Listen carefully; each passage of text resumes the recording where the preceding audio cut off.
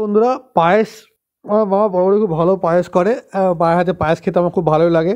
তাই বিয়েবাড়ির সিজন নানারকম খাওয়া দাওয়া হচ্ছে, বিরিয়ানি, খাসির মাংস বিভিন্ন খাচ্ছি, কিন্তু বাড়িতে ভগবান রয়েছে, ঈশ্বর রয়েছে বাড়িতে। আমাদের বাড়িতে গোপাল এবং বাবা মহাদেব প্রতিষ্ঠিত করা আছে। তাই হোক, তা ওনাদের জন্য সেরকমভাবে কিছু করা হচ্ছে না।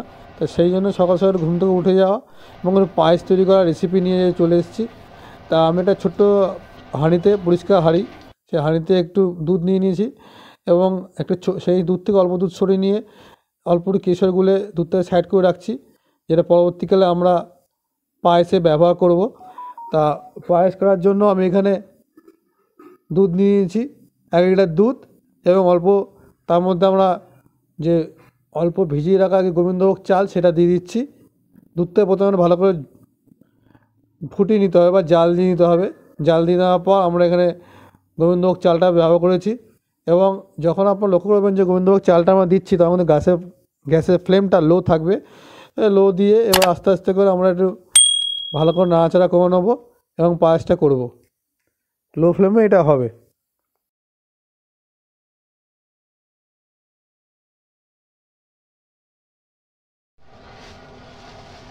পায়েস করার জন্য কোনোরকমভাবে চিনি ব্যবহার করিনি। এখানে দেখতে পাচ্ছেন বাতাসা নিয়েছি, গুড়ের বাতাসা। এই গুড়ের বাতাসাগুলোকে আমি একটু গুঁড়ো করে নেবো এবং এটা সঠিক সময়ে আমরা পায়েসে দেবো।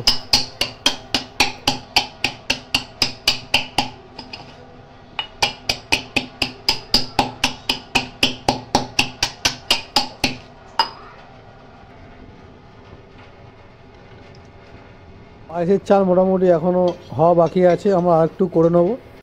এবার দেখতে পাচ্ছেন যে হালকা হালকা এখানে একটু লেয়ার পড়েছে এবং পায়েসটা মোটামুটি একটু রেডি হয়ে এসছে। এবং এরপর আমরা যে গুঁড়ো করা বাতাসাগুলো আছে, এই বাতাসাগুলো দিয়ে দেবো। এইটা একটু সঠিক সময়, পায়েসটা মোটামুটি হয়ে এসছে। এবং দেখুন আমরা এখানে গুঁড়ো বাতাসা দিয়ে দিচ্ছি। গুঁড়ো বাতাসা দিয়ে দেওয়ার পর আমরা একটু হালকা করে একটু এটা ভালো করে পায়েসের সঙ্গে মিশিয়ে নেব।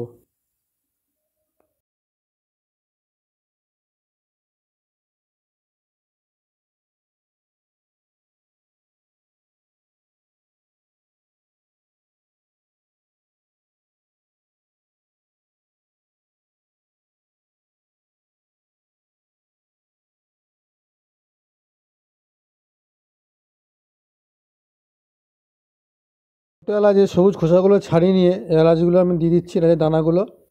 এলাচের দানাগুলো দেওয়ার পর আমি এখানে আলাদা করে কাঠবাদাম, কাজু বাদাম এবং কিশমিশ এগুলোকে স্লাইস করে কেটে নিয়েছিলাম, এগুলোর মধ্যে দিয়ে দিচ্ছি।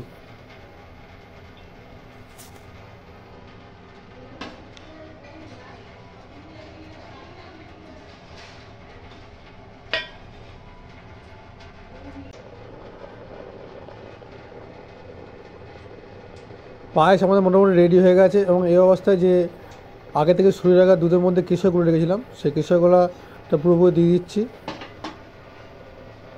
দেখুন কি সুন্দর একটা পায়েসের গন্ধ বেরোচ্ছে এবং পায়েস মোটামুটি রেডি হয়ে গেছে আমাদের।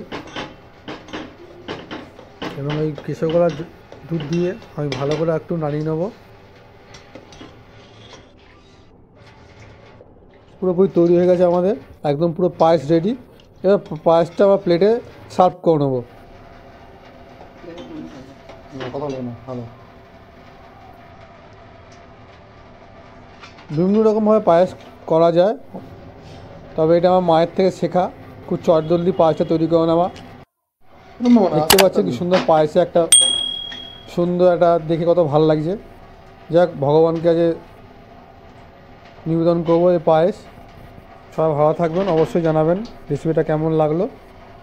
ভালো থাকবেন।